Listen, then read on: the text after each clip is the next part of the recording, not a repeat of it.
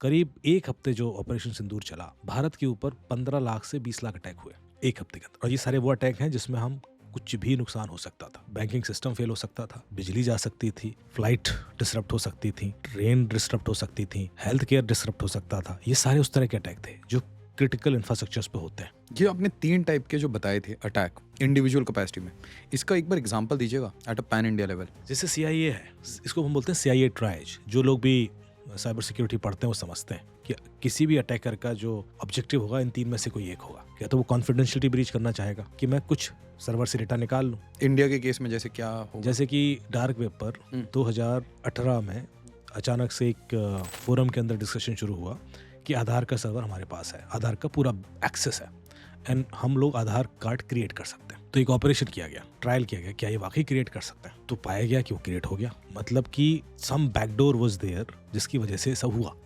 उसके बाद इन्वेस्टिगेशन शुरू हुआ तो अलग अलग तरीके की वल्नरेबिलिटी निकली। पहले आधार में क्या था कि जो वेंडर आइडेंटिफाई किया जाता है उसका फिंगरप्रिंट लगता था और जिसका आधार बन रहा उसका फिंगरप्रिंट लगता था। डेटा एनालिसिस में पाया गया कि एक ही वेंडर से करीब 70,000 आधार कार्ड बन गए, जो कि प्रैक्टिकली पॉसिबल ही नहीं था।